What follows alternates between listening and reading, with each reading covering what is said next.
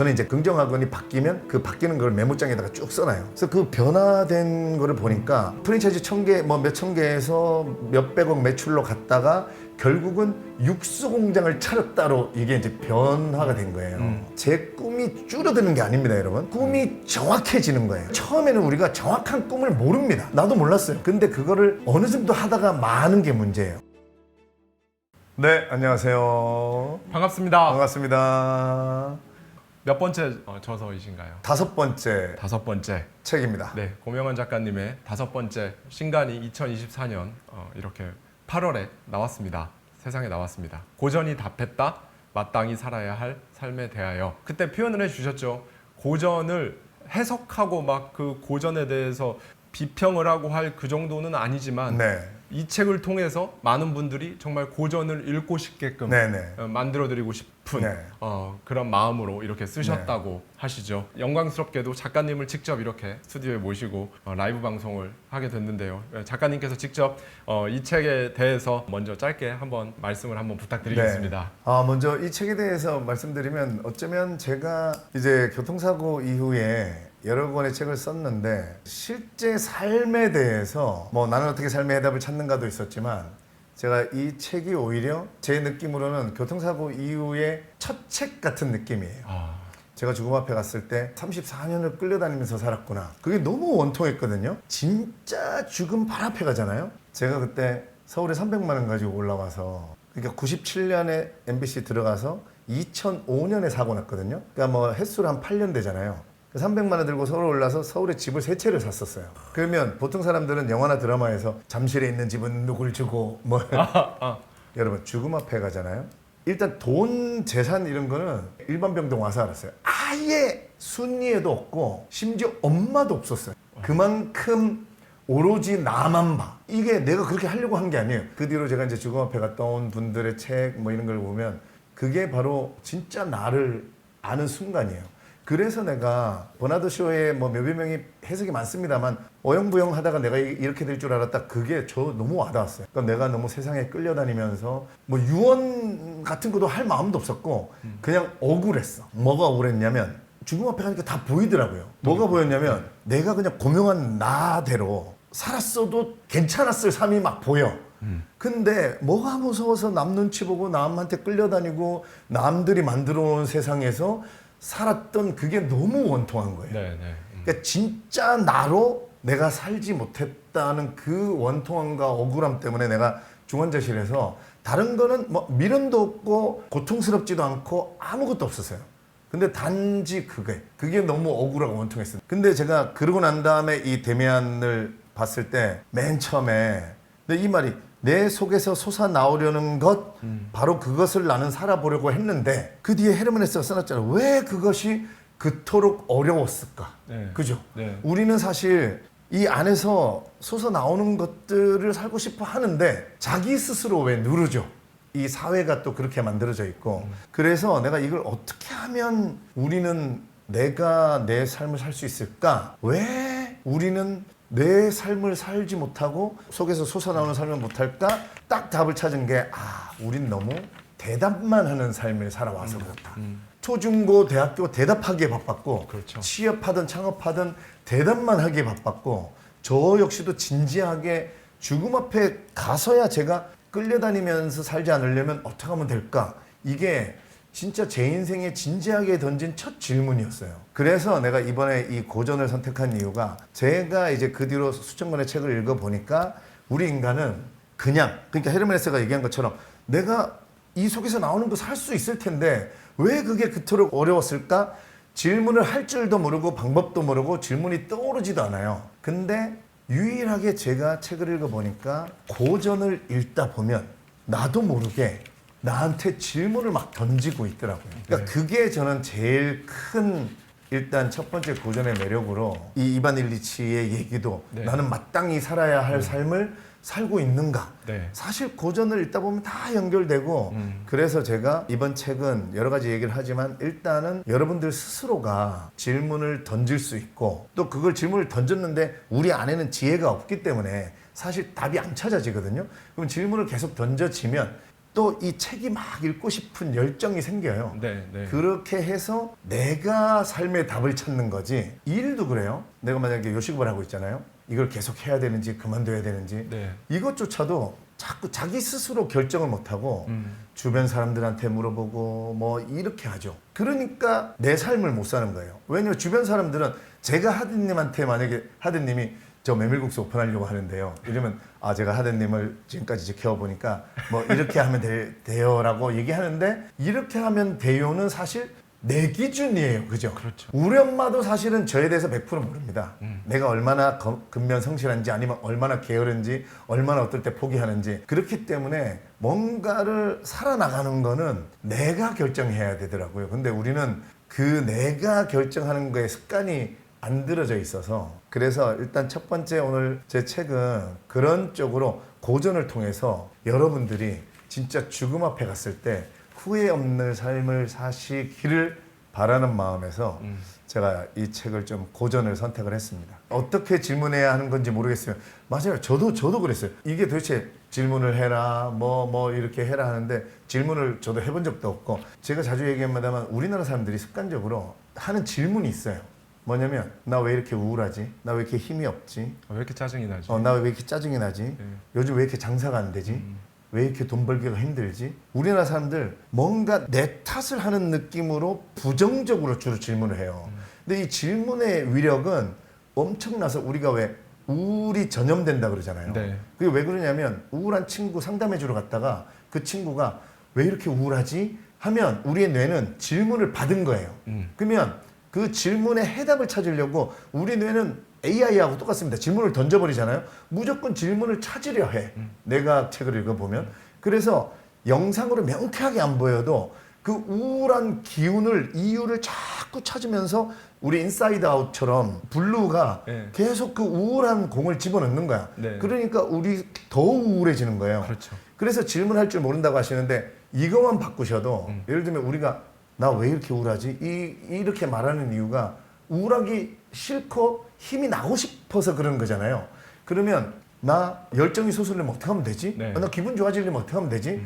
장사하시는 분들도 왜 이렇게 손님 없지? 하지 말고 손님이 2배로 되려면 어떻게 하면 되지? 아니면 구체적으로 난 하루 매출이 127만 5천 원이 되려면 어떻게 하면 되지? 이러면 일단은 물으면 답을 바로 알아내나요? 못 알아냅니다. 근데 계속 질문을 하면 아까 제가 말했듯이 우리 뇌는 어떻게든 질문에 답을 찾고 싶어 해요. 근데 내 안에 그 지혜가 안 들어있으면 나로 하여금 왠지 갑자기 책을 읽고 싶게 만들고 아니면 강의를 찾아서 듣고 싶게 만들고 나로 하여금 그렇게 행위를 만들어서 결국은 질문을 계속 던지다 보면 답을 찾게 만드는 이게 질문의 선순환의 원리거든요. 긍정적으로만 질문을 바꿔도 엄청난 혜택을 네. 받을 수 있습니다. 지금 작가님께서 말씀하신 게 지금 현재 뇌과학에서 보편적으로 받아들여지고 있는 네. 우리 뇌 메커니즘입니다. RAS, 라스라고 해서요. 망상 활성화 체계죠. 실제 현재 지금의 뇌과학 많은 수많은 연구들을 통해서 실제 작동하고 있는 메커니즘을 굉장히 쉽게 지금 풀어서 이렇게 말씀을 해 주셨어요. 오늘이 제가 아침 긍정학은 999일째예요. 오늘 9999군요. 네, 내일이 1000일이에요. 그 오늘 아침에 999일을 올리려고 어제 이제 구미에서 아, 잤거든요. 네.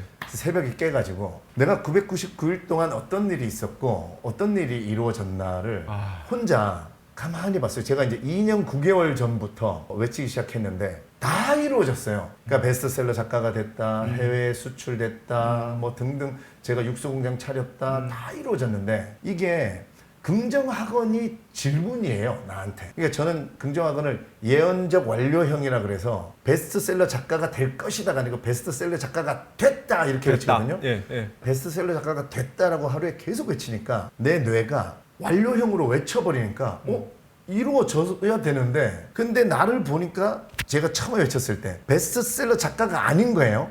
그러니까 나로 하여금 독서를 더 많이 하게 만들고 그게 아까 제가 말한 거고요. 네. 또 하나는 이게 왜 다 이루어지냐면 우리가 속도보다 방향이다 이러죠. 여러분들도 지금 여러분들이 살고 계시는 방향이 제대로 가고 있는 건지 아니면 내가 긍정학원 하시는 분들 많을 텐데 내가 외치는 게 이게 맞는 건지 이게 지금 정말 이루어질 건지 걱정하지 마시고 계속 꾸준하게 반복하시다 보면 제가 제 가게 쪽으로 예를 하나 들어보면 제가요 내 브랜드 파워 정도 되면 아 나도 프랜차이즈 제가 처음 시작했을 때 1000개 매장은 가져야겠다. 그런 걸 막 외쳤어요. 네. 근데 이게 계속 꾸준한 반복으로 결국은 우리가 알아내는 게 뭐냐면 여러분 피카소가 꾸준한 반복으로 결국 이걸 똑같이 그리다가 그 입체파라는 자기만의 거를 이 안에서 그게 끄집어 나오는 거더라고요. 그러니까 우리의 삶의 방향을 어떻게 찾아가는 거냐면 저도 일단은 뭐 프랜차이즈 1000개 매장이 나갔다 뭐 외치다 보니까 아 이거는 뭔가 내가 지금 너무 괴리감 있는 거예요. 어느 날 뭐 예를 들면 연매출 500억을 찍었다 이런 식으로 저는 이제 그 긍정학원이 바뀌면 그 바뀌는 걸 메모장에다가 쭉 써놔요. 그래서 그 변화된 거를 보니까 그 프랜차이즈 1000개 뭐 몇천 개에서 몇백억 매출로 갔다가 결국은 육수 공장을 차렸다로 이게 이제 변화가 된 거예요. 그러니까 결국은 제가 지난번에 결정을 하고 그 결정을 옳게 만들어라 이 말처럼 제가 긍정학을 외치는 게 제 꿈이 줄어드는 게 아닙니다, 여러분. 꿈이 정확해지는 거예요. 왜냐면 처음에는 우리가 정확한 꿈을 모릅니다. 나도 몰랐어요. 그러니까 일단은 크게 잡죠. 우리는 보통 크게 잡죠. 근데 그거를 어느 정도 하다가 마는 게 문제예요. 제가 그거 한번 찍잖아요. 그거 올리고 평소에 다니면서 손가락으로 이렇게 세면서 하루에 100번씩을 일일이 다 손으로 셉니다. 그러니까 제가 11개 문장을 하는데 그 11개 문장을 다 하는 건 아니고 그 11개 문장 중에 최근에 이루어야 할 거를 한 3개 정도를 한 문장으로 접속사로 붙여가지고 그렇게 해서 하는데 이게 2개가 동시에 찾아지면서 결국은 다 이루어질 수밖에 없게 되는 거죠. 그렇기 때문에 여러분들이 만약에 여러분들이 외치신 게 아직 안 이루어지셨으면 제가 정확하게 말씀드릴 수 있는데 빈도수를 좀 높여야 됩니다. 그리고 하다가 말면 안 되고 꾸준한 반복. 근데 요즘 쇼츠, 릴스 뭐 이런 것들 때문에도 네. 2분 넘는 영상도 잘 안 보려고 그러잖아요. 맞아요. 그러다 보니까 오히려 이 꾸준함이 뭔가 오래 하는 게 이거를 잘 하는 사람이 거의 없어요. 그러니까 꾸준하게 오래 하는 게 이게 엄청난 무기가 되더라고요. 1000일 해봐야 2년하고 9개월이에요. 사실 얼마 되지도 않거든요. 근데 1000일 동안 하루에 10분 이하로 시간이 들인 거거든요. 근데 저한테는 엄청난 무기가 됐고 야 이게 그냥 없어지는 게 아니고 1000일 때 힘보다 내가 2000일이 되면 이게 2배가 되는 게 아니고 이거는 복리에 그래서 제가 아예 그냥 이게 너무 좋으니까 만일까지 하겠다고 제가 선언을 해버린 거예요. 맞아요. 만일까지. 근데 만일까지 해도 76세예요. 아니 진짜로 지금은 평균 수명으로 따져보면 나누기 2 해야 된다고 생각합니다. 예, 우리가 읽었던 이 책 시대가 평균 수명이 한 40 몇 살 이렇잖아요. 네. 지금 80 몇 살이니까 사실 저는 나누기 2 해야 된다고 봅니다. 그러면 저는 20대 26세 청년이시군요. 네. 사실 저는 영광스럽게도 책이 나오기 전에 가제본으로 먼저 받아서 읽어봤지만 올해 2024년이 벌써 이제 9월이잖아요. 올해 읽었던 책 중에 제일 좋았어요. 제가 사실 책에다가 뭐를 많이 쓰면 쓸수록 지저분하게 읽을수록 정말 저에게는 너무 좋은 책인데 여기 아까 작가님께는 살짝 보여드렸는데 거의 뭐 논문을 분해하듯이 이렇게 정말 볼 수 있었거든요. 아까 그 말씀해 주셨어요. 변한다. 500억 매출. 네네. 뭐 프랜차이즈 아까 보니까 이제 책에는 600개. 네네네. 600개 쓰셨고 이제 1000개 뭐 이런 거를 하면서 그걸 찾아나가는 과정에서 이제 계속 목표도 말하는 것도 변하고 내 스스로도 그거에 따라 생각이나 행동도 다 변하고 네. 예, 그 말씀을 해주셨는데 아까 너무 공감됐던 게요. 여러분 저희 구독자님들도 많이 여쭤보세요. 100번 쓰기를 하거나 100번 말하기를 하거나 혹은 이렇게 할 때 그런 게 중간에 변하면 어떡하죠? 변하는 게 맞습니다. 네, 이게 맞아요. 예, 네. 변하는 게 맞고요. 왜냐하면 일단 기본적으로 아까 말씀해 주신 것처럼 목표를 찾아나가는 과정이기도 하고요. 그 다음에 저기 목표가 있으면 저는 이런 이미지가 전 떠올랐거든요. 제가 여기 서 있으면 이게 양쪽 사이드에 벽이 이렇게 있어요. 벽이 있고 저희 목표까지 가는 길이 이렇게 있는데 어두워서 벽이 어느 정도에 있는지는 안 보이는데 제가 방향을 이쪽으로 가는 게 맞는 것 같은데 하다 보면은 벽에 딱 부딪히죠. 그럼 네. 다시 또 이쪽으로 가서 왜 쥐가 미로에서 이렇게 왔다 갔다 부딪히고 네, 뭐 이렇게 하는 맞아요. 것처럼 그런 느낌이 들어서 근데 이제 보통 거기서 이렇게 딱 맞아요. 부딪히면 실패. 아 이럴 줄 알았다. 이제 그렇게 해서 이제 보통 거기서 이제 익시트를 하시거든요. 네. 근데 저는 벽에 부딪히는 그 과정이 눈에 안 보이지만 그렇게 부딪히게 해줌으로써 제가 원하는 목표까지 갈 수 있게 저를 만들어주는 네. 거죠. 그래서 다음 달에 제가 편저를 한 제임스 알렌의 고전도 이제 세상에 또 나오게 될 텐데요. 제임스 알렌이 그런 말을 해요. 지금 안 좋다고 생각하는, 어렵다고 생각하는 그 일이 당신에게 일어난 건 그 일이 당신에게 필요하기 때문에 네. 그런 것이다 라는 말을 하거든요. 네. 아까 말씀해 주셨듯이 교통사고를 전후로 34세 전에 고명한 님과 지금의 고명한 작가님은 유전자는 같지만 그냥 완전히 다른 사람이라고 네, 해도 네, 네. 무방할 정도로 저 역시도 마찬가지고요. 저 역시도 10년 전에 직장인일 때 제 모습과 지금의 저는 사실 유전자는 같지만 완전히 다른 사람이라고 볼 수도 있는데 많은 분들이 그런데 저 사람은 도덕적이지도 않고 저렇게 비윤리적이고 인성도 안 좋고 뭔가 다른 사람들에게 피해를 주고 그러는데 돈 잘 벌고 잘 먹고 잘 살고 또 어떤 사람 보면 참 사람 착하고 열심히 노력하고 정직하고 인성도 바르고 한데 저 사람은 참 경제적으로 저렇게 어렵게 살고 그런 거 보면 세상은 참 불합리한 것 같다라는 말씀을 해주시는데 네. 거기에 대해서도 저는 이렇게 말씀드리고 싶어요. 사람은 변하기 때문에 네. 예.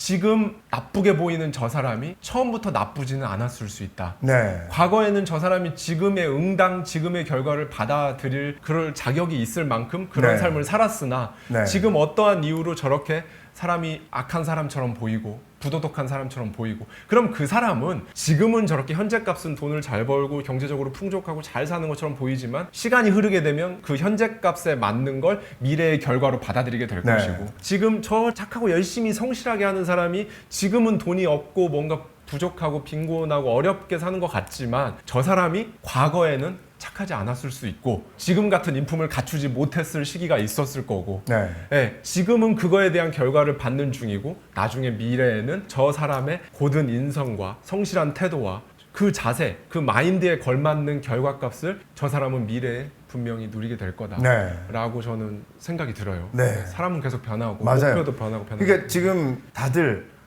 변하면 안 되는 줄 알았던 분들이 많으신가 봐요. 네, 네. 그러니까 지금 변하는 거군요. 변해도 되는군요. 라고 얘기하시는데 변해야 됩니다. 그리고 변합니다. 네. 그래서 이 고전에서 주로 지난번에 했던 이반 일리치도 마찬가지고 데미안도 마찬가지고 제가 지금 인간의 대지도 갖고 왔는데 다 같은 얘기들을 하는 게 뭐냐면 일단은 이 사회가 이 거대 조직이 굴러가기 위해서는 우리는 어쩔 수 없이 어느 정도의 그 끌려감이 있을 수밖에 없습니다. 그래야 이 거대 사회가 돌아가거든요. 그렇기 때문에 거대 사회는 어쩔 수 없이 우리로 하여금 순종하게 만들고 이런 게 맞는 거야 라고 다분히 끌려갈 수 있어요. 그거에 대해서 반드시 묻고 또 물어서 내가 지금 가고 있는 길이 왜 가려고 하는 건가? 네.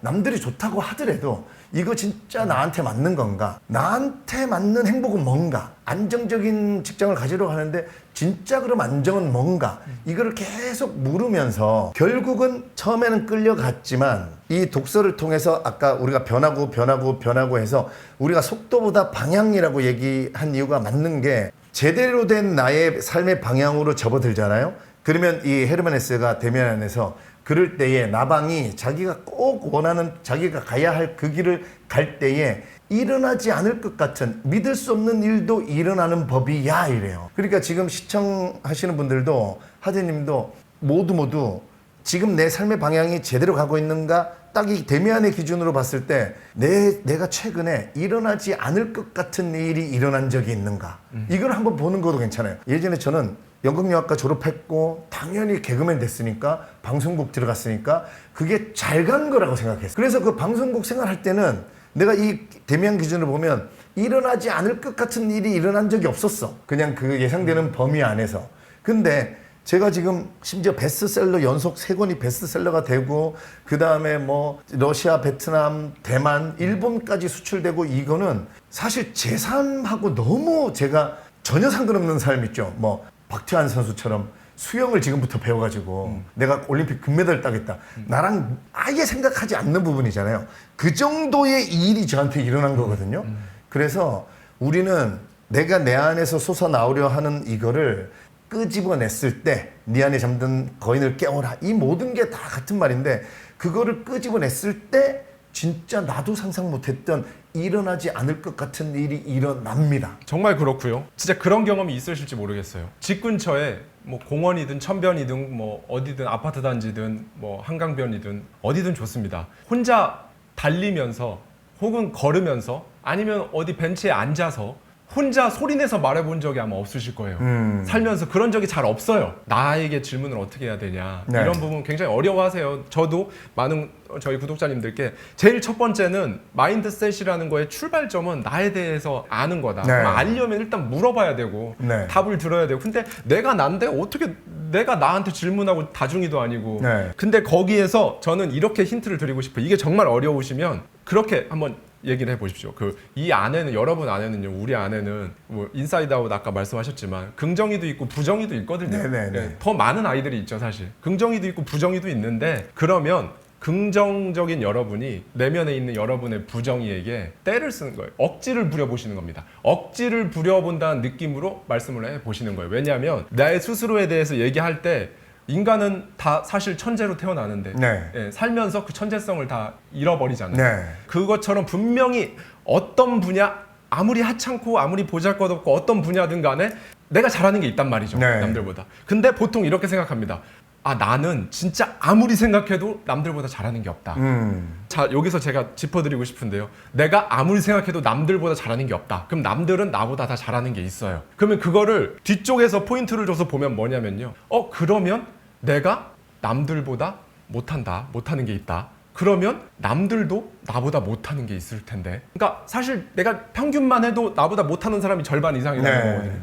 그럼 그건 뭘까? 그거에 대해 생각을 해봐야 되는데 생각을 못하는 이유 중 하나는 다 이렇게 본인의 단점들을 생각을 하잖아요. 근데 네. 사실은 그 단점이 아닐 수 있다는 거죠. 아, 그럼요. 예, 네. 그 단점이 저 같은 경우는 예를 들어 저로 말씀드리면 저는 MBTI가 작가님 어떻게 되세요? 저는 ENFJ.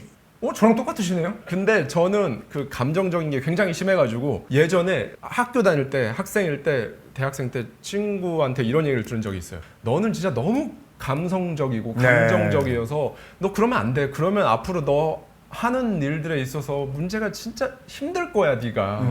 이성적으로 생각해. 좀 이렇게 감성적인 걸 버리고 이성적으로 생각해 라는 말을 들었는데 제가 그때 정말 크게 공감을 했거든요. 그 당시에는. 왜냐하면 워낙에 사람이 감정적으로 예민하다 보니 무슨 뭐 시험이라든지 어떤 큰 테스트를 인생에 앞두고 있으면 밥도 못 먹어요. 소화도 안 되고. 그러면 이제 또 여기저기 아프고 그러면 더 예민해지고 더 감성적이 되고 그러면 또 몸에 힘도 없고 그럼 또 더 예민해지고 해서 항상 굉장히 힘들었어요. 네. 근데 지금 그게 저의 엄청난 단점이자 저의 발목을 항상 붙잡는 그 최대의 아킬레스건이라고 생각하고 있었는데 네. 언젠가 한번 시선을 바꿨거든요. 네. 도대체 그럼 나는 이게 센 건 분명히 뭔가 이유가 있을 테고 이걸로 뭔가 할 수 있는 건 없나? 네. 근데 지금 이렇게 작가님처럼 책을 쓰고 유튜브 영상에서 많은 분들께 메시지를 전달하고 소통하고 하는 데 있어서 저의 이 감성적인 부분이 엄청나게 도움이 되고 있거든요. 네, 이 맞아요. 감성적인 예민함이 저에게 있어서 엄청나게 도움이 되고 있습니다. 네. 그래서 억지를 부려보는 거예요. 여러분의 긍정이 여러분이 여러분 내면의 부정이한테 붙잡고 억지를 부려보세요. 그거 단점 아닌데? 네. 그거 이렇게 하면 그거 되게 장점이야. 그거 네. 다른 사람들은 그거 하고 싶어도 못해. 그거 장점이야. 이렇게 억지를 한번 부려보는 거죠. 왜냐면 이 과정이 이 프로세스가 억지를 부려보는 이 프로세스가 내 스스로에게 알게 모르게 질문을 던지고 질문을 네, 받고 네. 나에 대해서 이렇게 알아가는 과정이 되는 거거든요. 네.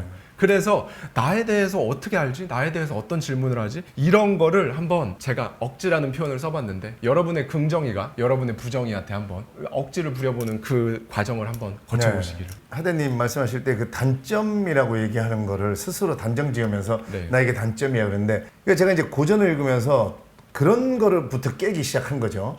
아 내가 단점이라고 생각하는지 이걸 도대체 어디다가 기준을 두고 난 이걸 단점이라고 생각하는 거지? 내가 장점이라고 생각하는 거를 어디다 기준을 두고 장점이라고 하는 거지? 남들이 얘기하는 건가? 이게 왜 단점인가? 이제 이렇게 물어보기 시작하는 거예요. 그래서 제가 주로 예를 들은 지하생활자의 수기 도스토옙스키가 2 더하기 2는 4가 그래 옳고 권위가 있는 거 인정하겠다. 그러면 2 더하기 2는 5도 맞다 하고 그 권위를 인정해 줘야 될 게 아닌가? 나 이 말을 30대 때 읽었을 때는 전혀 그게 무슨 말인지 몰랐어요. 근데 이게 살아보니까 절대적이라고 믿었던 것들이 너무 아니야. 살아보니까. 그러니까 하대님이 얘기하신 그 우리가 중고등학교 때 뭐 이럴 때 이건 내 단점이야 했던 것들이 저 역시도 내가 단점이야 했던 것들이 저는 지금 그 단점 때문에 먹고 살고 있거든요. 네. 그러시죠? 약간 그런 느낌이죠. 네. 그러니까 그러다 보니까 책에서 얘기한 거 이런 것들이 저는 이제 고전이 또 좋은 게 그런 거를 확인을 받을 수 있고 우리는요 인간은 제가 여기 쓰는 앙드레 지상의 양식에서 인간은 자기가 이해한 만큼 밖에 행동을 못해요. 근데 이게 깊이 있게 고전과 대화를 주고받다가 한번 깨달아 버리잖아요. 그러면 감동을 해버리면 우리가 달리기 하시는 분들 계속 뛰잖아요. 러너스 하이 온다 그러잖아요. 네. 그게 감동받아서 그렇대요. 그러니까 계속 꾸준하게 반복하고 하다 보면 자기 자신한테 감동받는 거야 사실. 내가 이렇게 힘든데 이렇게 뛰고 있는 그 순간을 딱 넘는 순간에 자기가 자기한테 감동받는 거야. 그럴 때에 깨달음이 오고 그게 깊숙하게 이해가 되고 그걸로 행동을 하게 되거든요. 근데 나는 그 고전을 꾸준하게 읽다 보니까 27세 때 도스토옙스키 책을 읽다가 40살에 다시 읽었더니 그 40살에 느껴졌을 때의 그 2 더하기 2는 4, 2 더하기 2는 18, 2 더하기 2는 56도 답이 되는구나라고 깊이 있게 이해하니까 그 정답만 안 찾아가고 이쪽으로도 방향을 내가 한쪽만 바라보던 여기 오로지 방송국만 바라보고 여기만 정답이라고 2 더하기 2는 4는 나는 오로지 유재석, 강호동, 이경규를 향해서 날아가는 이 방향밖에 모른다라고 2 더하기 2는 4의 세계만 보고 살았는데 내가 2 더하기 2는 아까 말했지만 그래 내가 박태환 선수처럼 수영 내가 배워가지고 뭐 노인 올림픽에도 나갈 수 있는 거고 2 더하기 2는 98도 그 세계가 있다 없다라고 하지 말자 이러면서 찾아보니까 그게 이해가 되니까 도전하게 됐고 제가 가장 큰 도움이 된 것 중에 하나가 돈에 대한 개념이에요. 그러니까 고전을 읽으면서 자꾸 뭐 돈을 쫓지 말아라 뭐 돈에 대해서 얘기를 하는데 제가 고전을 읽다가 나는 돈에 대해서 한번 생각을 해보자. 돈에 대해서 이 자본주의에서 살려면 돈에 대해서 끌려다니면 않을 텐데 도대체 넌 돈을 어떻게 생각하니? 네. 그러면서 책을 읽다가 제가 이제 교통사고 나고 죽음 앞에 가서 책을 읽으면서 돈에 대해서는요. 저는 지금 생각은 이래요. 나는 내 인생을 바다에서 만약에 내가 내 인생 고명환이라는 배를 노를 저어서 저는 잘 갈 거예요. 가는데 바람이 순풍이 불어주면 고마워요. 네. 기분도 좋고 도움이 되죠. 근데 그 순풍이 안 불어도 저는 절망하거나 미워하거나 실망하거나 그러지 않을 거예요. 그냥 계속 간단 말이죠, 제 삶을. 예. 그러니까 돈은 그 정도라고 저는 이제 이해를 했어요. 그냥 그 순풍 정도. 없다고 해서 내가 절대적으로 막 슬프거나 비관적이지도 않고 고통스럽지도 않아. 어차피 바람 없는 상태에서 난 내 인생을 가기로 한 거기 때문에. 그래서 돈을 그런 식으로 절대적으로 아니고 내가 이거를 책을 통해서 이런 식으로 깊이 있게 이해하고 나니까 돈에 대해서 어느 정도 거절할 때는 거절을 하기도 하고 돈을 쫓지 않고 이렇게 되고 고통스러워하지 않으니까 오히려 돈이 사실은 더 잘 벌어지는 그런 거를 제가 경험을 하는 거죠. 그러니까 이런 모든 사람에 대해서건 사랑에 대해서건 꿈에 대해서건 어떤 내 안에서 내가 감동을 통해서 내 스스로 내 안에 철학이 만들어지는 그러면 이거는 아무도 누가 나를 흔들어도 내가 끌려다니지 않고 야 그래도 너 돈 있어야 돼 그래도 돈 모아야 돼 예전에는 그냥 남들 말 듣고 잠깐 생겼던 그 철학으로는 이게 흔들리고 그럼 나도 아파트 사야 되나 나도 주식 투자해야 되나 막 이런데 내가 오지 말라고 하는 거 아니에요? 오면 좋은데 없다고 눈물 흘리거나 슬퍼하지 않아. 나는 어차피 내 배는 내가 노져 가는 거니까 나는 요 정도로 돈의 개념을 이 고전의 어떤 독서를 통해서 딱 확립하고 나니까 마음도 너무 편해졌고 그때부터 저는 부자가 됐다 이런 느낌인 거예요. 쫙 작가님께서 얘기해 주신 것 중에 너무 통렬한 인사이트들이 많이 담겨 있었는데요. 일단 저는 너무 공감됐던 게 기준 갖는 것. 아까 제가 억지를 부려보라는 노하우를 하나 드렸는데 또 여기서 드리자면 자꾸 여러분께서 기준 그러니까 정의를 한번 내려보시는 거예요. 예를 들면 맞아. 성공이라고 하면 성공이 뭐지? 사전 자주 찾아보시죠. 네네네네. 저도 국어 사전 자주 찾아보거든요. 일단 국어 사전을 먼저 봐요. 맞아요. 쳐보고 성공이 성공이 이런 거구나 이렇게 정의됐구나. 근데 네. 내가 생각하는 건 어떤가? 정의를 생각해 보는 거예요. 성공이 뭐구나. 그다음 부자가 뭐지? 네. 부자에 대한 정의를 내려보고. 맞아요. 그럼 나에게 성공은 뭐고 나는 어느 정도의 돈이 있어야 되고 내가 왜 그게 필요하고 이런 것들을 막 생각을 할 수 있게 하거든요. 네네. 그러니까 기준, 정의에 대해서 내 스스로 한번 생각을 해보는 거예요. 당연한 단어라고 할지라도 네. 예, 그렇게 해보시면 배를 계속 노을 저어가는데 말씀해 주셨잖아요. 네. 순풍이 불거나 안 불거나 그 부분에 있어서도 존 스트레르키의 세상 끝의 카페, 그다음에 다시 세상 끝의 카페 이렇게 두 권의 책이 있는데 거기에도 보면 그런 얘기가 나옵니다. 수영을 하러 들어갔는데 바다 거북이를 봤어요. 근데 거북이가 되게 느리게 이렇게 가는 거예요. 네. 그래서 내가 이 오리발도 달고 있고 내가 저 거북이보다 훨씬 빠르겠다. 네. 그래서 수영을 쳐서 가는데 절대로 거북이를 못 쫓아가겠는 어. 거죠. 엄청 느리게 보이는데 네. 그래서 왜 그럴까 다음날 해보고 그 다음날 또 도전해보고 하는데 거북이를 못 따라잡아요. 거북이의 네네. 속도를.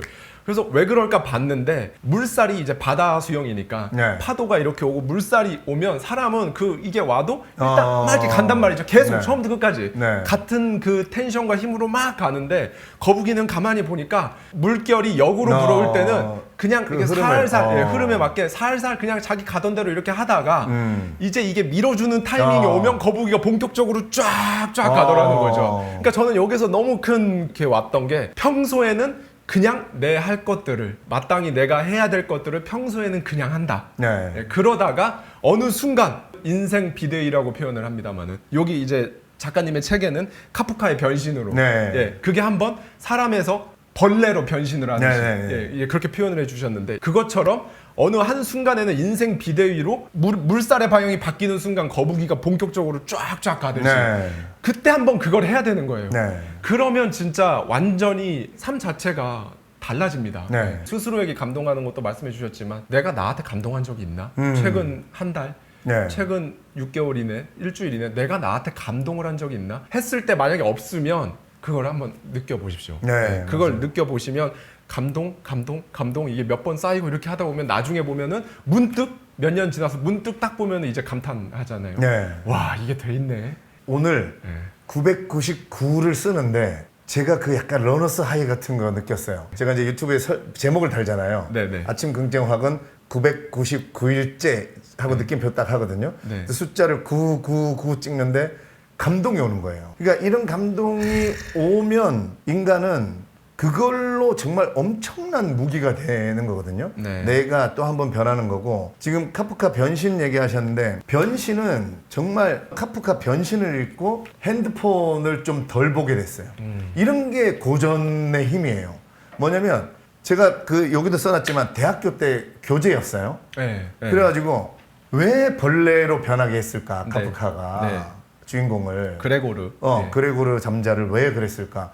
근데 제가 발표할 때 진짜 그랬어요. 왠지 모르겠습니다. 그때는 이해가 안 됐어요. 그게 왜 그 카프카의 마음이. 지금도 제 해석이 맞는지 모르겠습니다만은 저는 모든 책들이 연결된 관점으로 봤을 때 제가 봤을 때는 이거였어요. 계속 회사에 출근하고 계속 사회생활에 끌려다니다 보면 제가 아까 말한 진짜 가슴에서 솟아나오려고 하는 거를 살 겨를이 없어. 우린 대답만 하고 살아야 되기 때문에. 근데 카프카가 그레고르한테 진짜 너를 찾아주고 싶었는데 출근을 시켜서는 사장 뭐라 그러죠, 누구 뭐라 그러죠, 너 뭐 시키죠, 뭐 하죠 하다 보니까 얘가 생각할 시간이 없는 거야. 파스칼이 팡세에서 인간이 불행해지는 이유의 시작은 조용한 방에 홀로 앉아있지 못하는 데서 시작한다 이래요. 이게 같은 말이거든요. 조용한 방에 홀로 앉아있으면 인간은 무조건 나를 보거든요. 근데 왜 파스칼 시대에도 방에 못 있냐면 인간은 모두가 내가 100% 완성되어 있다고 생각하는 사람은 없잖아요. 신이 아닌 이상. 그렇죠. 그러니까 뭔가 부족한 나를 들여다보기가 싫은 거야. 그래서 파스칼이 팡스에서 불금을 얘기를 합니다. 지금으로 얘기하면. 그래서 인간은 소란을 자꾸 찾으려고 한다. 그러니까 나를 안 들여다보려고 자꾸 소란을. 그러니까 지금으로 따지면 불금이고 지금으로 따지면 핸드폰이에요. 네. 그러니까 우린 자꾸 핸드폰을 보면 마음이 편해지는 게 지금의 내가 뭔가 불만족스럽고 이런 만족스럽지 않은 부분이 많아. 여러 가지로. 저는요 예전에 개그맨 신인 때 출퇴근할 때 대중교통 타고 다닐 때라도 저를 들여다봤거든요. 근데 지금은 그때도 핸드폰 보잖아요. 네. 그러니까 도저히 나를 들여다보지 못하니까 카프카가 그 그레고르를 벌레로 만든 거야. 못 나가게. 저는 이게 파스칼의 팡스하고 완전히 이어진다고 생각을 해요. 그러니까 방 안에 홀로 앉아서 너가 왜 태어났는지 네 안에서 솟아나오는 게 뭔지 생각을 좀 해봐라. 너와 네 가족과 네 삶에 대해서 네가 지금 살고 끌려다니면서 이반 일리치의 죽음하고 똑같은 얘기들 많이 나옵니다. 맞아요. 거기서 보면 그레고르가 내 가족들에 대했던 거, 내 사장이 어떻게 했겠지, 어떤 일에 대한 얘기들 방에 홀로 앉아서 벌레로 변한 후에 결국은 자기를 찾아내죠. 그러니까 이게 이해가 되고 감동이 되니까 핸드폰을 제가 아예 안 보진 않습니다. 하지만 저는 핸드폰을 어느 정도 오늘 좀 많이 봤다 이런 날 있으면 저는 반드시 중화를 시키려는 노력을 해요. 뭐냐면 사실 최근에 솔직히 고백하자면 예약 판매를 19일부터 했잖아요. 계속 보게 되죠. 매일 그 순위 찾아보고 그렇죠. 댓글 찾아보고 예. 이제 핸드폰을 좀 평소보다 오래 봤다? 그럼 자기 전에 평소보다 책을 좀 더 많이 읽습니다. 저는 좀 핸드폰 본 시간하고 책을 좀 오래 읽어서 밸런스를 네네 이거가 이제 몸에 배어가지고 그러니까 이렇게 저는 카프카의 변신은 그게 다라고 생각합니다. 오늘 제가 너무 인상 깊었던 부분을 몇 줄 이렇게 낭독을 네네네네. 해도 될까요? 책의 이제 서두의 일부에 이제 카프카의 변신 이제 나오면서 이제 고 작가님의 내러티브가 쭉 같이 나와요. 근데 저는 여기서 이 부분을 한번 낭독을 해드리고 싶습니다. 정말 인상 깊었습니다. 그 제가 평소에 말씀드렸던 셀프 고립과도 한 번 더 깊게 생각해 보실 수 있을 거예요. 여기 보시면. 그래서 자기 자신을 들여다볼 시간이 전혀 없는 사람들에게 생각할 시간을 줄 수 있을까? 그래, 아예 방 밖으로 나가지 못하도록 만들자. 벌레가 되는 수밖에 없다. 정확하게 내가 벌레로 변했다. 벌레가 되자 인간일 때 중요하게 여겼던 것들이 전혀 쓸모없는 것임을 깨달았다. 이게 이제 교통사고 나셨을 때고요. 쭉 내려가면 돈을 얼마나 벌어야 내가 하고 싶은 일을 할 수 있는가? 내가 하고 싶은 일을 하면서 돈을 벌 수는 없는가? 왜 그렇게 안정된 삶을 원했는가? 진짜 안정된 삶이란 어떤 건가? 이런 것들 한낱 벌레일지라도 자기 의지대로 산다면 그렇게 살지 않는 인간보다 낫다. 네, 진짜 그날 밤에 그 깨달음을 얻었어요. 내가 변신을 다시 읽은 후 한 줄로 요약한 말이다. 잠시 벌레로 변신했다가 인간으로 다시 돌아온 나는 요식업 CEO로 해외로 판권이 수출되는 베스트셀러 작가로 유명 강사로 변신의 변신을 거듭하고 있다. 여기서 이제 맨 마지막입니다. 카프카는 이런 세계를 보여주고 싶어 했으리라 라고 말씀을 해석을 해주셨죠. 끌려다니는 잠시도 멈출 수 없는 이성에 지배받는 불쌍한 인간들을 잠시 벌레로 변신시켜서 자신을 돌아보게 만든 것이다 라고 해석을 딱 해주셨어요. 예전에 인터넷에 여러분 뭐 구글이나 네이버에 쳐보시면 금방 나옵니다. 1999년 서울 풍경 뭐 이런 걸 쳐보시면 1999년이면 이제 2000년을 밀레니얼을 1년 앞두고죠. 지금으로 치면 한 23, 4년 전인데 그때 강남역 지금 뭐 지오다노인가요? 거의 옛날 뉴욕 제과였었고 뭐 이렇게 있었는데 뉴욕 제과. 뉴욕 제과. 그리고 만남의 장소였잖아요. 네, 맞아요. 근데 1999년 그 뉴욕 제과 사진을 보면 약속을 기다리는 모든 사람들이 정말 그냥 다리 꼬거나 이렇게 그냥 이러고 기다립니다. 핸드폰이 없으니까요. 네, 맞아요. 그러니까 스마트폰은커녕 그때 그렇죠. 휴대폰도 없었어요. 맞아요. 정말 그냥 다들 거기서 친구 안 오면 뉴욕역에서 기다리다가 30분 기다리다 안 오면 집에 가고 그랬다 맞죠? 자기만의 기준들이 다 있죠. 네, 나는 30분, 나는 1시간, 뭐 5분만 안 와도 가버린 사람도 있고. 사진을 보면요, 다 정말 그냥 턱 떼고 이러고 있거나, 이러고 팔짱 끼고 있거나 이러고 그냥 기다리고 있거든요. 멍을 29분 때려도 1, 2분은 생각을 할 거예요. 근데 요즘은 정말 그런 시간도 없어요. 맞아요. 스마트폰이 있어서 보다 보면 네이버 뉴스도 봐야 되고 투자하시는 분들은 주식창도 봐야 되고요. 부동산 또 하시는 분들은 호갱노노도 봐야 되고 유튜브, 쇼츠, 인스타 릴스 뭐 이렇게 하다 보면 단 하루에 1분도 나에 대해서 생각할 시간이 없어요. 진짜 그렇게 되거든요. 그래서 이 고전을 제가 또 더 좋아하는 이유가 제가요 가만히 있을 때 생각할 겨를이 없거든요. 근데 고전을 읽다가 센 문장을 만나잖아요. 그러면 핸드폰 보다가도 그 문장이 자꾸 걸립니다. 머릿속에. 그리고 아까 직업이 핸드폰을 보는 직업이면 어떻게 해야 됩니까? 이렇게 하셨는데 계속 핸드폰을 보더라도 방향성이 있는 거죠. 그냥 미디어가 막 유혹하는 대로 끌려가는 게 아니라 어차피 핸드폰 보게 되면 단어 사전을 찾아본다든가 아니면 그 문장에 대한 제가 오늘 읽었던 문장 중에 정말 그게 뭔가 아직 해결이 안 돼갖고 내 머릿속에 마음속에 남아있는데 그게 계속 저로 하여금 답을 못 찾아도 저는 제가 나중에 깨달은 게 그게 나를 막 머리를 혼란시키고 흙탕물로 만들고 막 그 과정이 내가 그게 성장하는 순간이구나. 제가 그 레미제라블 인용해 놓은 것 중에도 보면 같은 사람들이 다 같이 아무것도 안 하고 있는 것처럼 보여도 똑같이 이렇게 가만히 있지만 어떤 사람은 가만히 있지만 이 머릿속으로 발전하고 있는 거고 그게 바로 고전의 문장을 잡고 사색하고 생각하는 그런 사람은 가만히 있지만 발전하고 있는 거고 그야말로 아무 생각 안 하면 진짜 발전 안 하는 거죠. 요 책에 보면 많은 통찰들이 담겨 있는데요, 책에. 근데 그런 걸 떠나서 기분 좋은 챕터가 하나 있었어요. 남을 위하는 것이 곧 나를 위하는 것이다. 네. 여기에서 상주는 한우, 상주의 아들, 상주는 한우. 맛있어서 상주는 한우 이 아이디어를 생각해서 상주 시청에 알려드리고 예. 그렇게 했는데 그러고 나서 그게 너무 스스로도 신나가지고 돌아오는 길에 로고송까지 만들었다고 네네네. 나와 있어요. 지금 이제 노래 다 나왔고 제가 이제 녹음하려고 지금 막 준비 중입니다. 그게 또 현실로 이렇게 되는군요. 네. 근데 여기 책에는 저 이거 한번 들어보고 싶어가지고 로고송이 이렇게 나와 있거든요. 두구두구두구두구 대한민국 한우 1위는 바로 상주 한우. 대상이요 금상이요 은상 동상 모든 상주는 한우. 맛있어서 상주는 이렇게 쭉 가는데 이거 멜로디가 혹시 어떻게 되는지 잠깐만. 그러면 제가 이거는 뭐 제가 돈 주고 제가 작곡한 거기 때문에 다 틀어도 이 가사도 휴게소에서 2분 만에 네. 쓰셨다고. 대한민국 한우 1위는 바로 상이요 은상 동상 모든 상 랄랄라 랄랄랄라는 가사를 좀 더 써야 돼. 이게 그 음표에 맞게. 상주 한우 맛있어서 상주는 한우 건강해서 상주는 한우 잘 키워서. 상주는 한우가 최고야.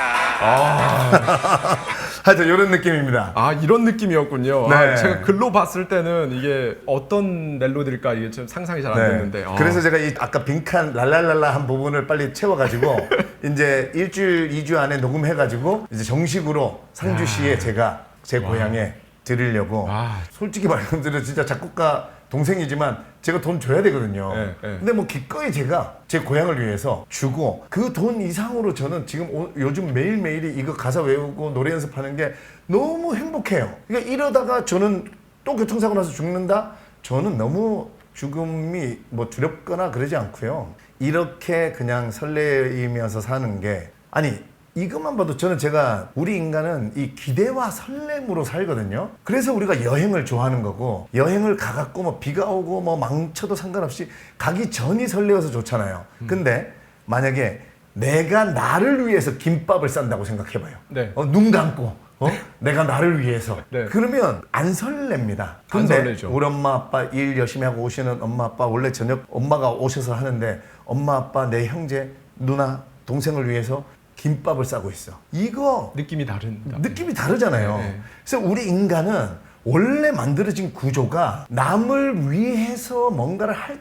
때 행복해요. 그러니까 내가 혼자 즐기고 막 이런 것보다 그래서 제가 녹슬어 사라지지 않고 난 달아서 사라지고 싶다는 게 녹슬어 사라지는 거는 뭔가 내가 내 혼자 즐기고 그냥 내 혼자 뭔가 이렇게 맛있는 거 먹고 그냥 아름답구나 세상 이런 게 뭔가 녹슬어가는 느낌이잖아요. 아무것도 그냥 오염물질만 배출해내면서 근데 달아서 사라지겠다는 나는 뭔가 남을 위해서 이 지구를 위해서 세상을 위해서 뭔가를 했을 때에 그때 그래서 제가 돈키호테 얘기도 써놓은 게 그거예요. 돈키호테가 녹슬어서 거의 죽기 직전에 이렇게 죽어서는 정말 원통하게 죽겠구나. 그래서 하루를 살아도 내가 뭔가 남을 위해서. 그래서 세르반테스가 돈키호테 소설이잖아요. 돈키호테의 직업을 기사로 만들어 놓은 거죠.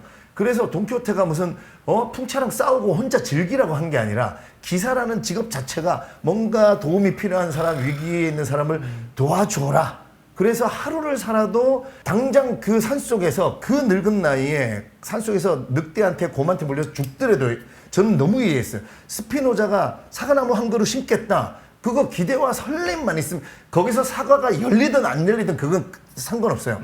지금 우리는 오늘을 사는 사람들이기 때문에 그러니까 저는 돈이 나중에 얼마가 벌려도 그거는 저는 한번 그때 교통사고로 죽은 앞에 바로 가보니까 언젠가 있을 행복한 날 결과는 사실 그렇게 중요하지 않아요.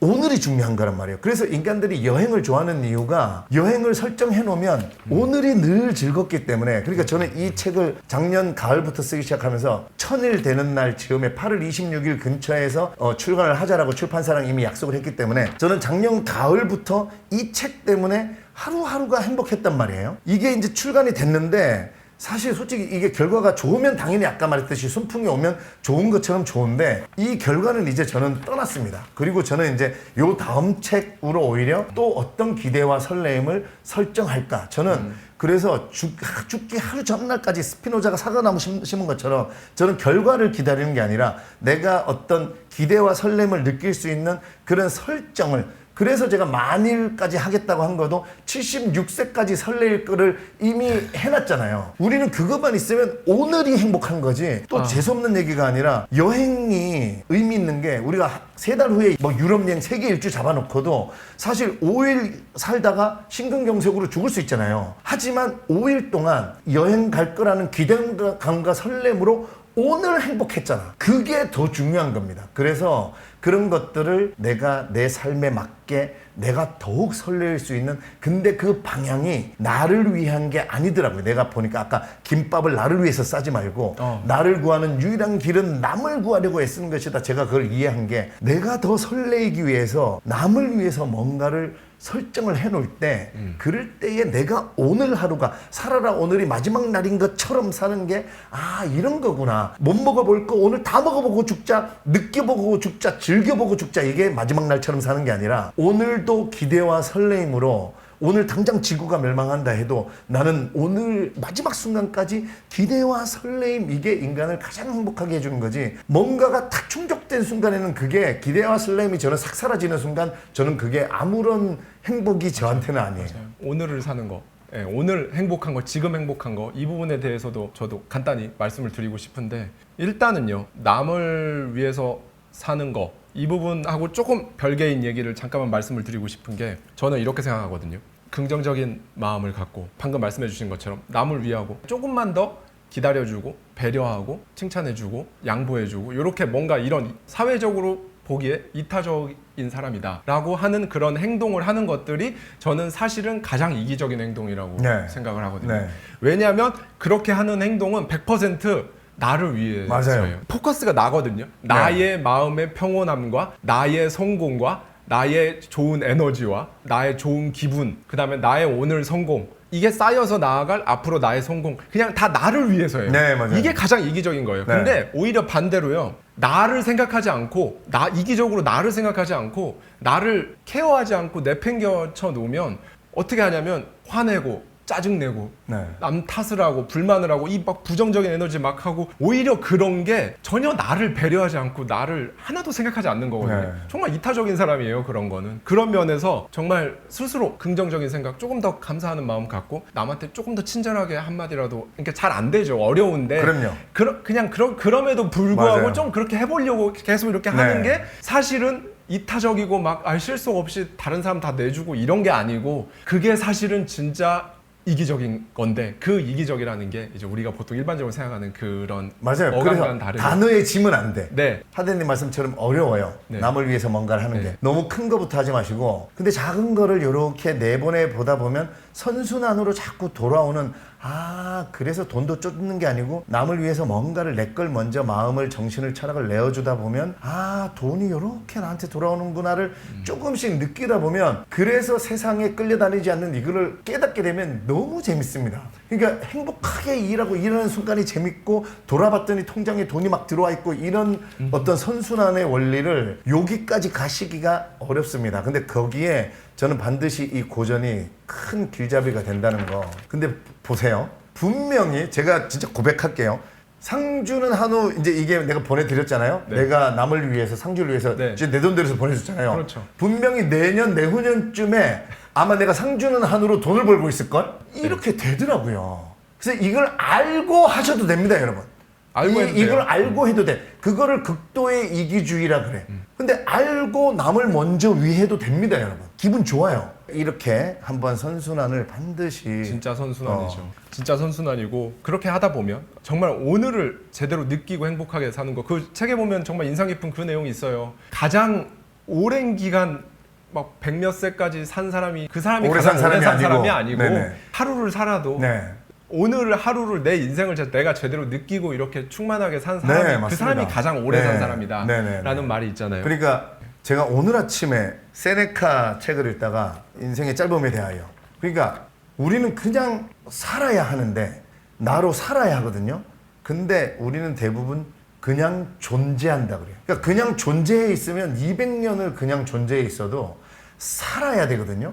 내가 그랬고 오늘 아무한테도 얘기하는 오늘 최신 읽은 고전입니다라고 내가 읽어드리려고 여기다가 적어왔는데 네. 우리는 표현할 방법을 몰랐는데 내가 그때 교통사고 났을 때 내 삶의 약간 안타까움을 세네카가 이렇게 쓰는 거예요. 흰머리나 주름이 있다는 이유만으로 누군가를 오래 살았다고 판단할 이유는 없습니다.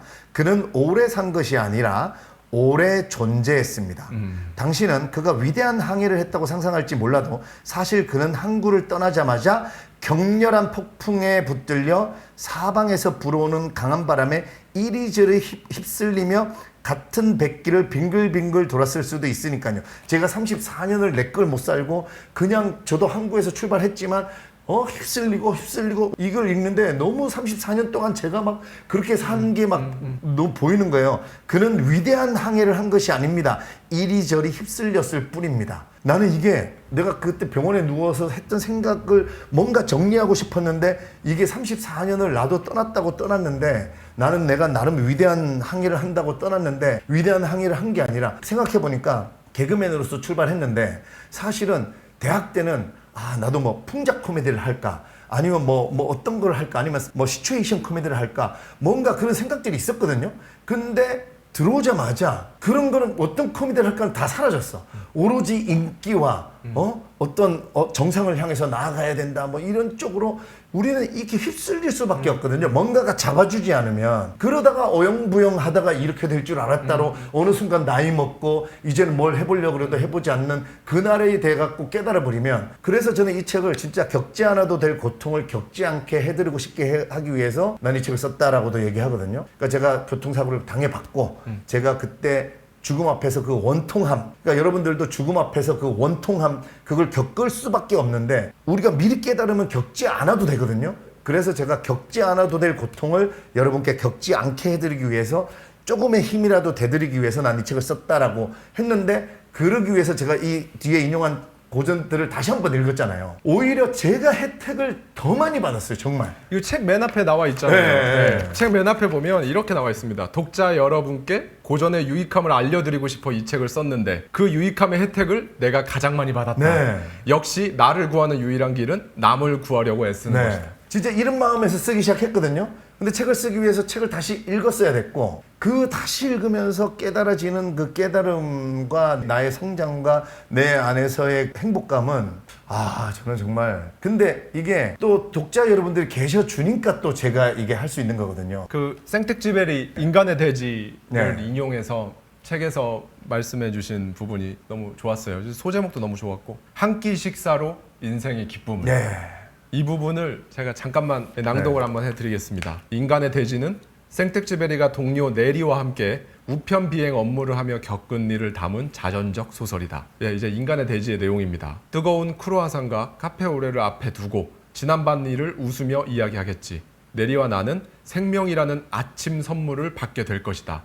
이처럼 나에게 있어 삶의 기쁨이란 그 향기롭고 뜨거운 음료의 첫 한 모금 속에 우유와 커피 그리고 미리 뒤범벅된 혼합물 속에 압축되어 있었다 라는 말이 있는데 이게 악천 후에 교신이 끊기고 연료도 바닥나 추락할 위기에서 가까스로 살아 돌아온 날 저녁 생텍쥐베리는 네리와 함께 식사를 하고 있다. 그 식사의 기쁨이 충만하다. 그 전에 반드시 전제가 필요하다. 바로 치열함이다. 그러면서 작가님이 이제 이렇게 말씀을 하세요. 나는 꽤 치열하게 살아왔다고 생각하지만 생텍쥐베리가 인간의 대지에서 그려낸 그런 식사를 해본 적은 없다. 생텍쥐베리는 1900년에 태어나 1944년에 죽었다. 이 당시 비행기 기술은 완전하지 못했다. 매 순간이 목숨을 건 비행이었다. 그러면서 여기 이제 쭉 가다가 작가님이 이런 말씀을 하세요. 책에서. 지금 행복해야 한다. 지금 먹는 밥이 삶의 기쁨으로 충만해야 한다. 네. 나중에 성공하면 돈을 많이 벌면 집을 사면 건물주가 되면이 아니다. 그러면서 인간의 대지에 이런 부분이 나오죠. 자네는 새벽이 오는 것을 시인만큼이나 멋지게 즐길 수 있지. 네. 여기에 여러분 새벽 대신 아침, 오늘, 내일, 이번 주, 이번 달 이걸 넣어 보시면 자네는 아침이 오는 것을 시인만큼이나 멋지게 즐길 수 있지. 자네는 이번 주가 오는 것을 시인만큼이나 멋지게 즐길 수 있지. 자네는 이번 달이 오는 것을 시인만큼이나 멋지게 즐길 수 있지. 이런 통찰을 또 작가님께서 정말 좋은 제목, 한 끼 식사로 인생의 네. 기쁨을. 아니 그러니까 이게 우리가 고통 이러면 우리가 너무 좀 안 좋은 거, 싫은 거, 피해야 될 거 이렇게 생각하는데 정말 그 고통을 겪고 친구와 함께 그 악천후 속에서 진짜 죽을 뻔한 그 순간을 다 겪고 와서 그 폭풍우와 그 추위와 그걸 그 속에서 살아와서 그 따뜻한 곳에서 크로아상 하나에 커피 하나뿐이지만 그 식사가 저는 그 어떤 호텔에서 뭐 진수성찬을 진짜, 먹는 것보다 저는 그게 너무 이해가 되는 거죠. 인간은 그렇게 사는 거지. 그래서 고통과 쾌락이 항상 같이 붙어 있어야지. 우리가 쾌락만 계속 누리려고 하면 결국은 한쪽이 무너지고 마는 거거든요. 그래서 요즘 이 방송 전에 얘기했지만 이번에 뭐 손석희님 방송에서도 그렇고 요즘 2030 분들이 책을 많이 읽으시고 텍스트 힙 독서를 하는 사람이 섹시하다. 힙하다. 네, 힙하다. 그런 거 아주 좋습니다. 그래갖고 요즘 고전 열풍이 좀 불고 있다. 네. 뉴진스 민지님이 읽고 있는 순수의 시대 찾아보고 이랬는데 둘 다 우리가 고백합니다. 안 읽었더라고요. 그래서 순수의 시대는 저희 둘 다 안 읽었습니다. 우리 순수의 시대도 한 3, 4회 후에 한번 하시죠. 한번 하시죠. 내년 초나 뭐 이럴 때. 네, 한번 하시죠. 최근에 코엑스에서 열렸던 도서 박람회 거의 대부분의 그 참석하신 분들이 20, 30대라고. 맞아요. 역대 최고 인파 네, 몰려 뭐 이렇게. 방송 시작 전에 작가님께서 말씀하셨지만 이제 획일적인 유행이 막 패션이도 그렇고 막 되는 시대가 아니라 좀 더 각자의 그 개성을 좀 더 이렇게 좀 찾아가는 시기인 것 같거든요. 네. 이제 뭔가 새로운 거, 남들 안 하는 걸 찾다 보니 이제 결국에는 독서까지 왔다. 그만큼 독서가 이제 남들이 안 하는 거다 보니까 독서를 하는 사람이 뭔가 힙하다. 텍스트 힙이라는 신조어까지 또 만들어졌다고 하더라고요. 또 이런 거 원하시잖아요. 그럼에도 불구하고 오케이 철학 정신 좋아요. 행복감 좋은데 뭔가 실질적으로 좀 도움이 되는 건 있나요? 이런 얘기를 많이 물어보세요. 네. 그렇잖아요. 예를 들면 실질적으로 돈 버는데 고전이 도대체 어떤 도움이 됩니까? 뭐라든가 독서하는 게 어떤 도움이 되는 겁니까? 저는 수많은 도움이 되는데요, 사실. 아이디어를 만드는 것도 그렇고 여러 가지 제가 아까 말한 특히 돈에 대해서 어떤 개념을 잡으신 후에 돈이 정말 선순환으로 이루어지는 이런 거는 사실 철학적인 정신적인 문제를 할 수 있는데 제가 오늘 이 실질적인 기술로 은유에 대해서 한번 말씀드리고 싶은 게 우리가 독서를 하다 보면 당연히 은유를 자주 접하고 은유를 이해하게 되고 심지어 저처럼 이제 글을 쓰는 사람들은 은유를 구사하기까지 하잖아요. 네. 그러니까 제가 은유를 구사해 보니까 이 은유를 하면 장점이 뭔가를 제가 실질적으로 제가 사업도 하고 있으니까 그래서 책 읽는 사람들이 사업으로 성공하는 사람이 많을 수밖에 없는 게 은유는 우리가 은유에서 가장 대표적으로 예를 들어주세요 하면 내 마음은 호수요 이러잖아요. 은유는 마음과 호수를 원래는 사실 이 문장을 만든 사람이 이 문장 만들기 전에는 다 연관이 없었잖아요. 그죠? 네. 근데 마음과 호수를 연결했더니 그러니까 은유는 연결인 거예요. 결국 물론 이제 은유에도 여러 가지 비법이 있지만 이 대표적으로 은유는 연결이에요. 근데 아무거나 연결해서 되는 게 아니고 내 마음은 지렁이요. 내 마음은 탕수육이요. 아무거나 연결한다고 사람들 마음에 감동이 오지 않아요. 근데 내 마음은 마음의 호수를 잘 연결하면 감동이 오는구나. 사랑은 전쟁터요. 이러면 뭔가 오는데 책을 읽다 보면 요 단어랑 요 단어가 연결됐을 때 내 마음에도 뭐가 뭉클하고 이렇구나라는 걸 알면요. 이런 일이 일어난다는 거죠. 이거를 만약에 모르는 사람은 은유를 모르는 사람은 사업을 해서 뭔가를 만들어 갈 때 예를 들면 제가 요즘 많이 예를 드는 게 빙수를 가지고 내가 뭔가 세상을 2024년 25년에 새로운 빙수를 하나 만들어서 세상을 놀랍게 해봐야겠다. 그러면 애플망고 빙수가 없었던 시대라고 생각해봐요. 네. 그러면 팥빙수잖아 원래. 네. 그러면 새로운 빙수를 만들어야 되니까 팥을 빼고 얼음 위에다가 딸기도 연결해보고 바나나도 연결해보고 야채도 연결해보고 꽃도 연결해보고 사실 다 연결해보는 거거든요. 그 대박난 브랜드 설빙이 얼음에 우유를 연결한 거잖아. 네. 남들이 안 해봤던. 근데 나는 좋아. 얼음에다가 위에 거를 연결해보겠다. 그러면 결국은 애플망고 빙수를 찾아내겠죠. 근데 이게 찾기까지 은유를 모르는 사람은 결국은 머릿속으로 이게 시뮬레이션이 안 되기 때문에 뭐가 필요해요? 시간과 비용이 필요하죠. 딸기 얹어서 팔아보고 바나나 얹어서 팔아보고 꽃 얹어서 팔아보고 야채 얹어서 팔아보고 다 하다가 수백 번 시간과 비용을 들인 후에 애플망고 빙수를 13만 원에 파는 게 대박 나겠구나를 찾아낼 겁니다. 계속하면. 근데 책을 많이 읽은 사업가들은 이미 트렌드와 이런 것들도 알고 있죠. 거기다가 이 은유를 깊이 있게 이해했기 때문에 아, 빙수 얼음에 딸기, 아, 바나나, 이게 마치 내 마음은 호수, 마음에다가 다른 거를 연결한 것처럼 이거를 알게 됩니다. 그래서 한 번에 찾는다고 내가 장단 말씀드릴 수는 없지만 이 사람이 100번 해가지고 애플망고 빙수 찾을 때 책을 읽고 은유를 깊이 이해한 사람은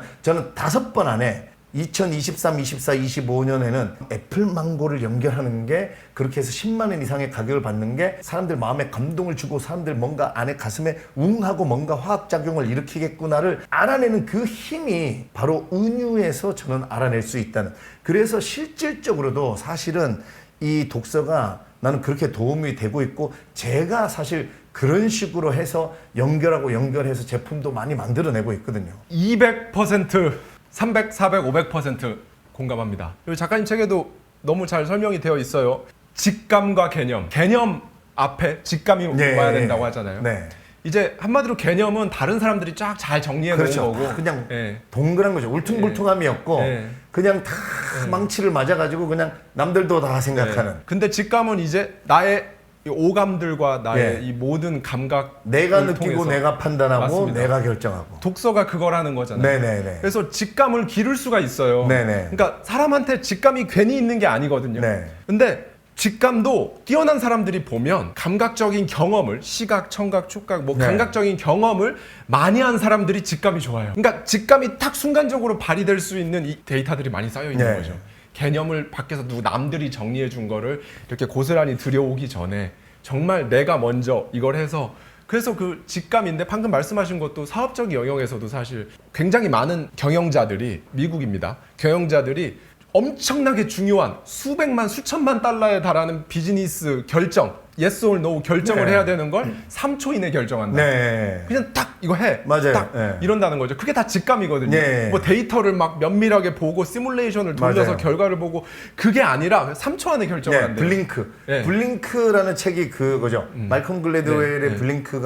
블링크가 눈 깜짝하는 시간에. 그러니까 요때 그냥 바로 결정하는 게 24시간 뭐 한 달 내내 막 고민해갖고 네. 결정하는 것보다 네. 그렇게 되면 사실 개념이 들어갈 수밖에 없어요. 네, 네. 계속 누구의 의견 듣고 하다 보면 또 망치로 맞고 맞아서 결국은 둥글둥글 왜 요즘도 아니죠. 벌써 한 10년, 20년 전부터도 제 주변에도 디자이너들이 좀 있거든요. 네, 네.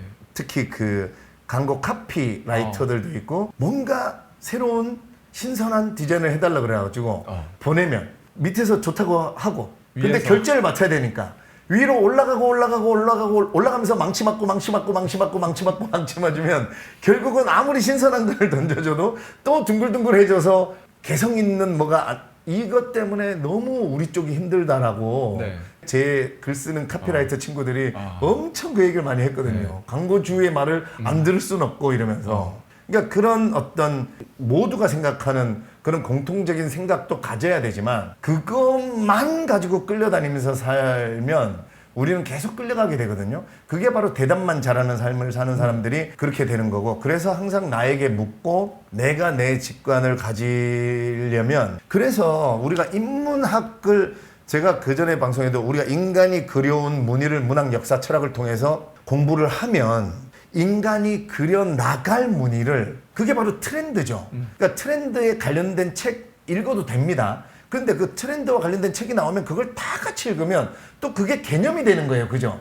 그래서 그것도 읽고 내 스스로 문학 역사 철학을 읽어서 다 섞은 후에 내가 내다 볼 수 있는 직관이 생겨서 내가 보고 내가 트렌드를 결정할 수 있는 그걸 자꾸 연습하다 보면 그게 어느 날 내공이 쌓여서 어느 순간 확신이 되고 그렇게 하면 남이 하지 말라고 해도 내가 지금은 이거와 이걸 연결하는 게 무조건이야 라고 스티브 잡스가 아이폰이 여러분 무에서 유로 만들어진 게 아니고 그 제록스의 어떤 기술, 노키아의 어떤 기술, 그리고 스티브 잡스가 자퇴한 다음에 다녔던 그 리드 대학인가 뭐 어디 거기에서 배웠던 캘리그라피 서체, 그 전에는 뭔가 그냥 입체 고딕 뭐 약간 그런 문체였는데 뭔가 유연한 내가 배웠던 다 요거를 연결을 이 시대니까 만약에 그게 그래서 스티브 잡스도 처음에는 자기가 만든 회사에서 쫓겨났잖아요. 맞아요. 시대가 너무 빨랐던 거야.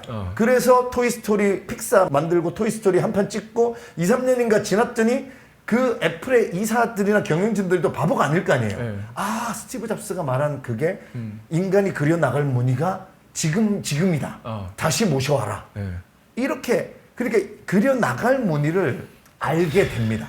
인간의 본성은 계속 반복되는 거기 때문에 그래서 지금같이 경기가 안 좋고 이럴 때 고전에 자꾸 관심을 가는 이유가 우리는 경기가 안 좋고 힘들어지면 해답을 찾고 싶어 합니다. 더욱더. 근데 그 해답을 지금 무에서 유를 찾을 수는 없는 거거든요. 그러니까 인간이 살아온 24억 7천만 원짜리보다 더 엑기스 수백억짜리 엑기스인 고전 무료로 여러 한 방울이 아니라 원샷으로 막 500cc씩 마실 수 있는 이거를 저는 좀 많이 들이키시고 내 스스로 내 안에서 푹 익힌 다음에 그리고 무작정 신봉해서도 안 됩니다, 여러분. 본인 스스로가 취한 다음에 결국은 저도 이제 제가 자꾸 책을 쓰고 이런데 저도 제가 나아갈 목표는 지금 제가 거의 60권 가까이 인용을 했잖아요. 언젠가는 저도 인용 없이 제 철학만 가지고 책을 쓰고 싶다. 이게 이제 저의 마지막 책이 아마 되지 않겠느냐, 그 책이. 그러니까 여러분들도 고전을 읽고 그렇다고 많이 안 읽으셔도 됩니다.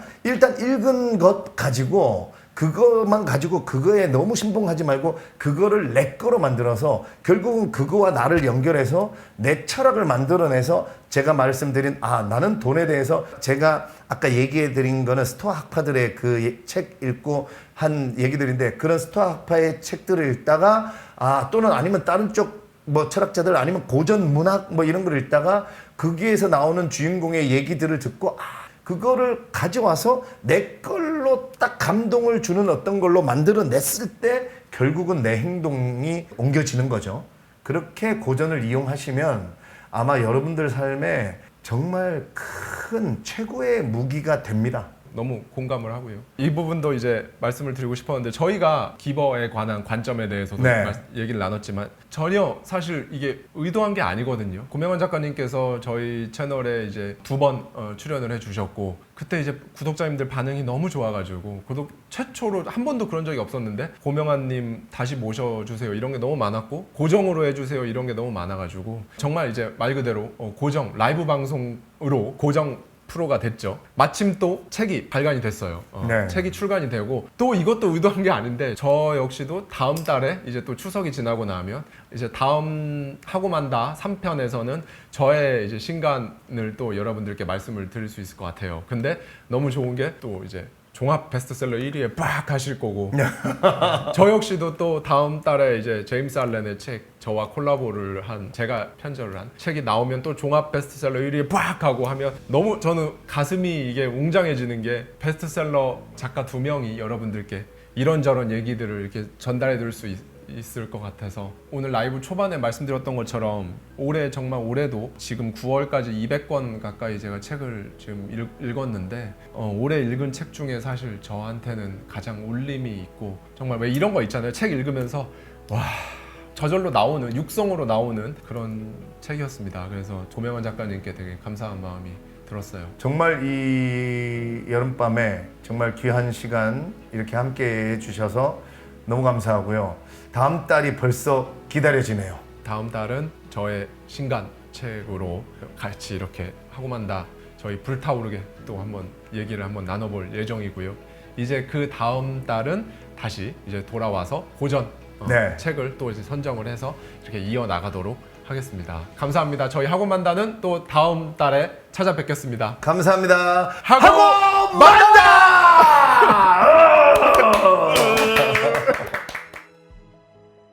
저와 함께 매달 한 권씩 책 속에 담긴 격렬한 통찰을 통해 한 단계 더 성장하고자 하는 분들은 아래 고정되어 있는 댓글을 참고해 주세요.